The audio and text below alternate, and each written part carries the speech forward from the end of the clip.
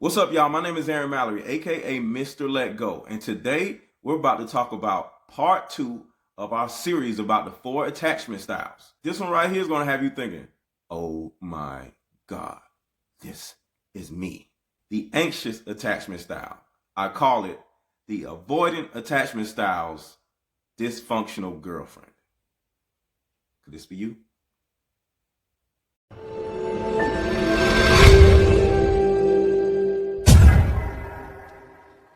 All right, before we get started, you already know what it is. I need 4 things from you. I need you to like the video, subscribe to the video, hit the notification bell, and please leave a comment so I'll get a good understanding of what you need next. So, the anxious attachment style. Is it usually women? Yes. Now, this is not saying that an anxious attachment style can't be men, because there's a lot of men out there who have an anxious attachment style. But overall, it's usually women, and the avoidant attachment style is usually men. Even though there's a lot of avoidant attachment style women out there. But I'm just talking about what's prevalent. So in this particular story, this narration, I want to look at the anxious attachment style as a woman and the avoidant attachment style, and make sure to watch that video if you didn't see that one, as a man. Now, these 2 dynamics or 2 attachment styles are almost addicted to one another, because they actually give the other person a better understanding of who they are, and it validates their existence in a way. See, let's say the woman is the anxious and the man is the avoidant, right? Just a typical argument. Like, the avoidant man is just like, you know what? I don't want to deal with this. I'm leaving, right? And the anxious attachment style, she turns around and says, go, I don't care. You kiss my ass, get out of here, whatever. And then he leaves, right? Now, if the avoidant attachment style was actually secure, it's a good possibility that he would say, I'm done with this. I'm better than this. I'm out for good. But he's not. He's an avoidant. An avoidant attachment style just simply avoids. I'm quite sure we've all had that dysfunctional back and forth relationship where you will break up 3-4 times and make up 3-4 times, and you know, the avoidant attachment style would leave and say, I don't want to be with you anymore, and you're sitting there like, you're right, yeah, he or she'll be back, I ain't worrying about that. And then next thing you know, they'll come back and apologize, and you'll make up, and this will happen over and over again. This is the validating of the other person's existence. It gives you a certain amount of control of your narrative, because you know what the other person is about to do next. And that is what I mean by the validation of the other person's existence. Isn't this crazy? So right now you're thinking like, this is me. He's talking about me. But why do I keep doing this crap? And how do I stop? Well, the reason why you keep doing this, whether you're the man or the woman, most likely is because you have abandonment issues. Abandonment issues coming from your childhood. Virtually everything I talk about on these videos is always going to stem back to your childhood.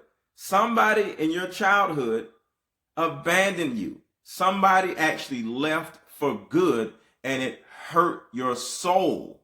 So now you're out here looking for people who will give you that feeling of you're going to leave, but they actually don't leave for real. So this over and over again, I'm leaving, I'm tired of this, and I'm out of here, is giving you that painful endorphin rush where it's bringing you back to your childhood when your daddy left, or when your mom did this, or when somebody close to you left you for good.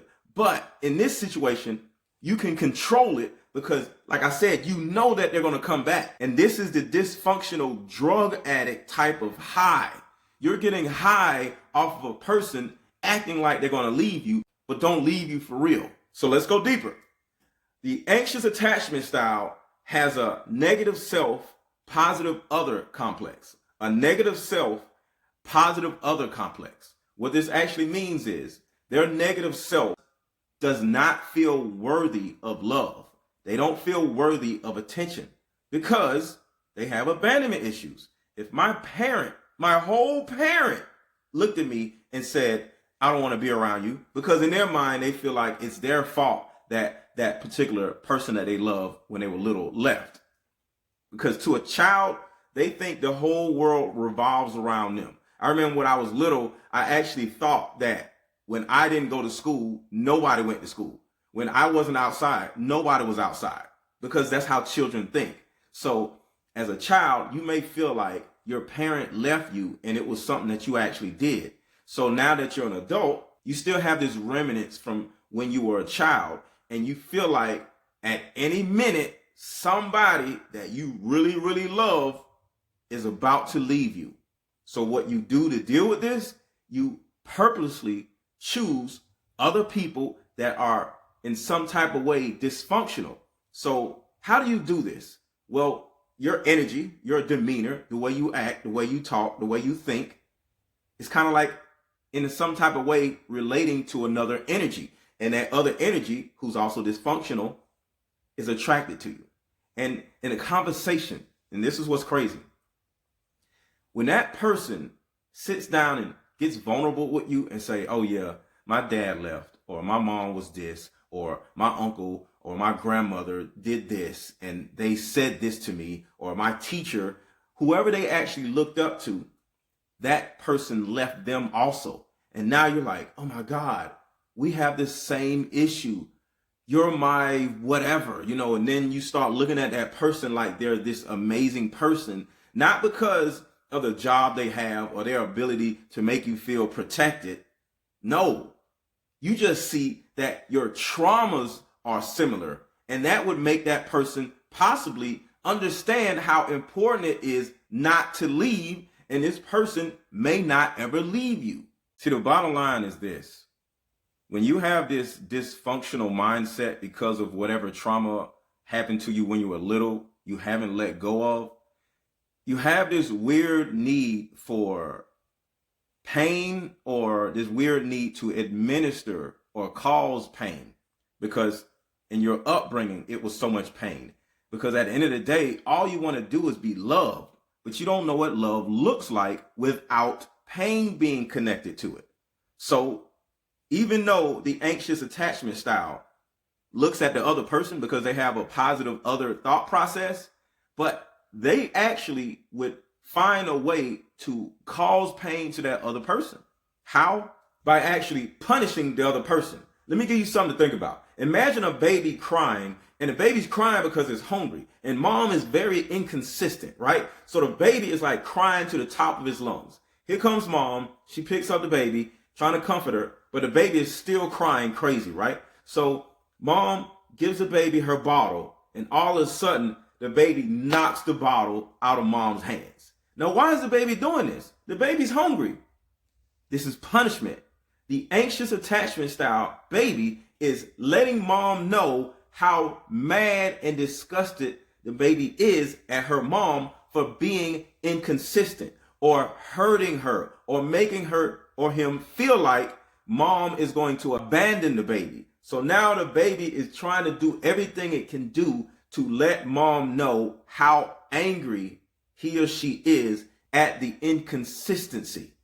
So as an adult, the woman or the man finds some type of way to piss the other person off or punish the other person for making them feel like they're actually going to leave them. So the guy leaves and he comes back, right? She gets so mad where she just tries to punish him in any type of way that she can think of in order for him to know that if you abandon me or make me feel like I'm abandoned again, this is going to happen to you. So maybe if you feel so bad about yourself, you won't abandon me or leave me again. And this dysfunctional thought process is simply I want you to feel the same pain you caused me. That's it. I want to make you hurt because you made me hurt. I'm sure you've all heard about a woman busting a guy's windows out or doing something like this or doing something like that to make the guy take some type of loss because she wants him to feel the pain that he caused her. And it could be man doing this to a woman also. The anxious attachment style would act like they're avoidant and say, I don't want to be with you no more. I don't want to do this. Like I said, this negative self, positive other is always going on in their mind. So they're always looking at a person like, oh my God, what did I do? It had to be something I did because they don't trust themselves. They've let themselves down so many times where they're just like expecting to let the other person down. So when things are okay, that's almost where the biggest problems happen in the anxious attachment style's mind, because they don't know and they have to know. Have you ever felt like you just needed to know everything? Like, where you been? What you doing? Who's that? Even in your family. Who said this? Who said that? Who's going, you want to know what's going on in the family. You just have to know everything. You're at work. Oh, what they say? Who did this? Who did that?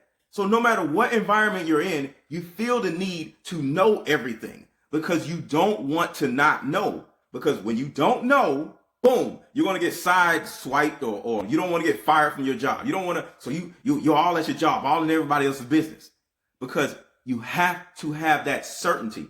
Anxious attachment styles are addicted to certainty. You have to know everything. So if this is you, your question now is, Aaron, what do I do about this? Simple. Under this video, in the description, I have a course that can help you whether you're an avoidant attachment style or the anxious attachment style.